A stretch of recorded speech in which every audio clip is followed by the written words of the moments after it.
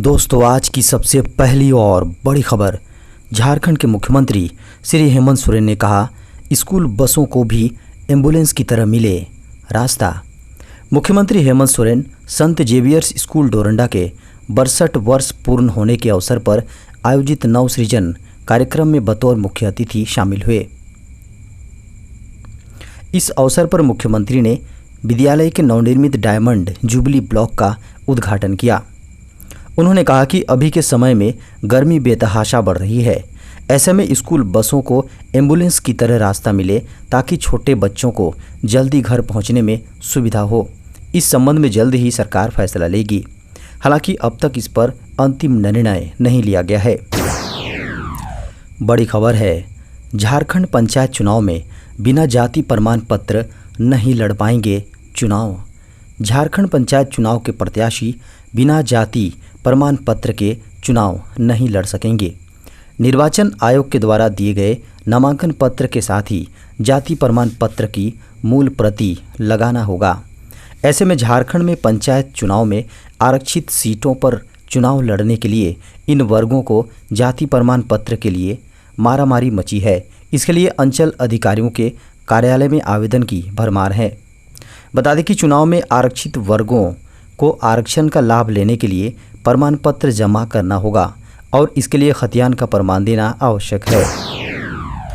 RJD supremo Lalu Prasad Yadav को Jharkhand high court से मिली जमानत।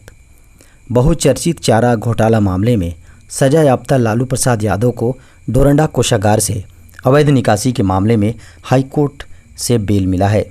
उनकी अपील याचिका के साथ जमानत याचिका पर झारखंड हाईकोर्ट में सुनवाई हुई। न्यायाधीश अपरेश कुमार सिंह की अदालत में दोनों पक्षों को सुनने के बाद लालू प्रसाद की हिरासत की अवधि को देखते हुए उन्हें जमानत दी गई है। अदालत ने कई शर्तों के आधार पर उन्हें जमानत की सुविधा दी है। हाईकोर्ट के न्यायाधीश अपरेश कुमार सिंह की अदालत में लालू प्रसाद की जमानत याचिका को सुनवाई के लिए सूचीबद्ध किया गया था। याचिकाकर्ता की ओर से दायर याचिका में लालू प्रसाद की बीमारी, उम्र और आधी सजा जेल में काटने का हवाला देते हुए जमानत की गुहार लगाई गई थी। बड़ी खबर है, सीबीएसई ने 10वीं 12वीं के लिए जारी किया नया सिलेबस। केंद्रीय माध्यमिक शिक्षा बोर्ड यानी सीबीएसई ने 2022-23 शैक्षणिक वर्ष के लिए कक्षा 10वीं और 12वीं के लिए सिलेबस की घोषणा की है। इसमें कुछ बदलाव किया गया है। आधिकारिक अधिसूचना के अनुसार अगले शैक्षणिक वर्ष से सीबीएसई बोर्ड केवल एक बार परीक्षा आयोजित करेगा। इसका मतलब है कि सीबीएसई ने 2023 के लिए 2 टर्म में परीक्षा कराने के सिस्टम को रद्द कर दिया है और इसके बजाय कक्षा 10 और 12 की परीक्षा केवल एक बार आयोजित की जाएगी। सीबीएसई 10वीं और 12वीं का सिलेबस बोर्ड की आधिकारिक वेबसाइट पर जारी कर दिया गया है। छात्र और शिक्षक सीबीएसई सिलेबस 2022-23 आधिकारिक वेबसाइट cbseacademic.nic.in के NIC के माध्यम से डाउनलोड कर सकते हैं। देश में कोरोना के आए 2451 नए मामले।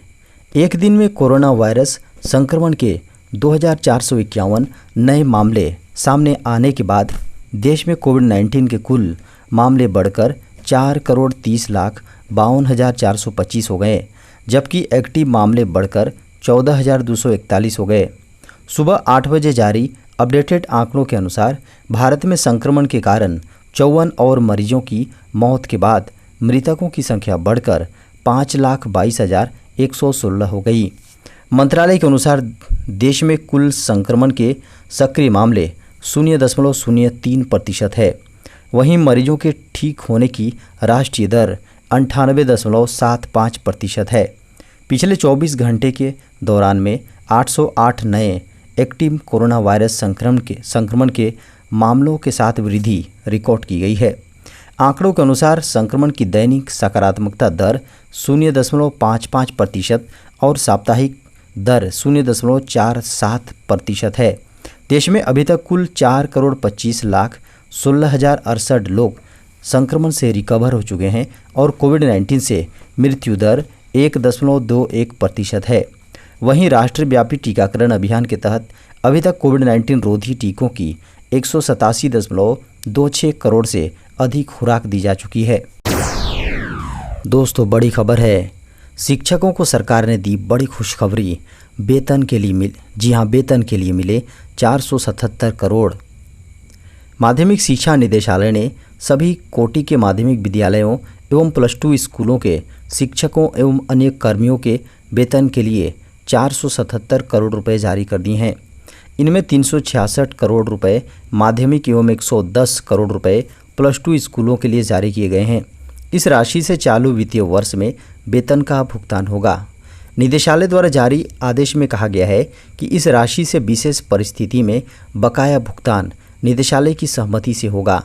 झारखंड राज्य माध्यमिक शिक्षक संघ के यशवंत विजय ने वेतन की राशि आवंटित करने के लिए शिक्षा सचिव व माध्यमिक शिक्षा निदेशक के प्रति आभार व्यक्त किया है। झारखंड पंचायत चुनाव में ओबीसी आरक्षण मामले में 25 को सुप्रीम कोर्ट में सुनवाई। पंचायत चुनाव में ओबीसी को आरक्षण देने की मांग को लेकर दाखिल याचिका पर गुरुवार को सुप्रीम कोर्ट में सुनवाई हुई। जस्टिस AM खानविलकर और जस्टिस अभय S ओका की अदालत ने इस मामले को 3 जजों के बेंच में स्थानांतरित कर दिया। इसके बाद प्रार्थी की ओर से जल्द सुनवाई के लिए विशेष आग्रह किया। अब इस मामले में अगली सुनवाई 25 अप्रैल को निर्धारित की गई है। इस संबंध में आजसू के गिरिडीह सांसद चंद्र प्रकाश चौधरी ने सुप्रीम कोर्ट में याचिका दाखिल की है। याचिका में कहा गया है कि सरकार इस बार ओबीसी आरक्षण दिए बिना ही पंचायत चुनाव करा रही है। सरकार से ओबीसी को आरक्षण देने की मांग की गई, लेकिन सरकार ने इस पर गौर नहीं किया है। झारखंड में ओबीसी के साथ सरकार अन्याय कर रही है। राज्य की पंचायतों में आरक्षण को लेकर राज्य सरकार ने विधानसभा में अपनी स्थिति स्पष्ट करते हुए कहा था कि ट्रिपल टेस्ट कराकर ओबीसी को आरक्षण देने में देरी हो रही थी, इसलिए सरकार फिलहाल बिना आरक्षण के पंचायत चुनाव करा रही है। झारखंड एकेडमिक काउंसिल ने लिखा निर्वाचन आयोग को पत्र। झारखंड एकेडमिक काउंसिल यानी जैक ने 8वीं, 9वीं और 11वीं बोर्ड एग्जाम आयोजित करने को लेकर झारखंड राज्य निर्वाचन आयोग से इजाज़त मांगी है। जैक की ओर से इस संबंध में आयोग को पत्र भेजा गया है। तीनों परीक्षाओं को 12 मई तक आयोजित करने को लेकर तैयारी की जा रही है। पिछले 2 सालों से ये परीक्षाएं आयोजित नहीं हुई हैं। कोविड-19 के कारण 2022 के 8वीं बोर्ड की परीक्षा 2 टर्म में ली जा रही है। प्रथम चरण की परीक्षा मई और दूसरे चरण की परीक्षा जून में होगी। आयोग से इजाज़त मिलने के बाद जैक की ओर से परीक्षा की तिथि घोषित की जाएगी। बता दें कि पंचायत चुनाव को लेकर पूरे झारखंड में आचार संहिता लागू है और इसी को देखते हुए झारखंड एकेडमिक काउंसिल को चुनाव आयोग से इजाज़त लेनी पड़ रही है। इस एग्ज़ाम में भी हज़ारों परीक्षार्थी बैठेंगे। परीक्षार्थी भी एग्ज़ाम की तैयारी कर रहे हैं। झारखंड के शिक्षा मंत्री की फटकार के बाद निजी स्कूलों की मनमानी पर रोक। इस बार अप्रैल महीने में गर्मी अपने चरम पर है। झारखंड में भीषण गर्मी से बच्चे बड़े सब परेशान हैं। खासकर छोटे बच्चों को स्कूल से लौटते समय चिलचिलाती धूप का सामना करना पड़ रहा है। सरकारी स्कूल के समय में परिवर्तन कर दिया गया है, लेकिन प्राइवेट स्कूल अपनी मनमानी कर रहे थे। अब शिक्षा मंत्री की फटकार के बाद प्राइवेट स्कूलों ने भी समय में बदलाव किया है। अब 11:55 तक ही स्कूल खुले रहेंगे। निजी विद्यालयों की मनमानी को लेकर शिक्षा मंत्री जगन्नाथ महतो ने कहा कि यदि कोई स्कूल राज्य सरकार के आदेश का पालन नहीं करता है तो उपायुक्त उस स्कूल का निरीक्षण कर स्कूल प्रशासन पर कार्रवाई करें। बता दें कि झारखंड में राज्य सरकार की ओर से सभी सरकारी और निजी स्कूलों को सुबह 6 बजे से दोपहर के 12 बजे के बीच ही संचालित करने का निर्देश पारित किया गया था, लेकिन सरकारी आदेश के बाद भी कुछ प्राइवेट स्कूल टाइमिंग में बदलाव नहीं कर रहे थे। इंडियन रेलवे में निकली कई पदों पर vacancy. Konkan railway corporation limited ने इंजीनियरों के लिए सीनियर टेक्निकल असिस्टेंट और जूनियर टेक्निकल असिस्टेंट के पदों पर भर्ती के लिए नोटिफिकेशन जारी कर दिया है। भर्ती के लिए आधिकारिक वेबसाइट konkanrailway.com पर नोटिफिकेशन जारी किया गया है। इस भर्ती अभियान के तहत सीनियर टेक्निकल असिस्टेंट और जूनियर टेक्निकल असिस्टेंट के 26 पदों पर भर्ती की जाएंगी। इसमें सीनियर टेक्निकल असिस्टेंट के 13 पद, जिसमें से ओबीसी के लिए 3 पद, एसटी के लिए 1 पद, एससी के लिए 2 पद और जनरल श्रेणी के उम्मीदवारों के लिए 7 पद निर्धारित किए गए हैं। इसके अलावा जूनियर टेक्निकल असिस्टेंट के भी 13 पदों और इसमें ओबीसी उम्मीदवारों के लिए 4 पद, एसटी के लिए 1 पद, एससी के लिए 1 पद और जनरल उम्मीदवारों के लिए 7 पद निर्धारित किए गए हैं। जेटीए के लिए उम्मीदवार, जी हाँ, उम्मीदवारों की उम्र 25 वर्ष और एसटीए के लिए 30 वर्ष होनी जरूरी है।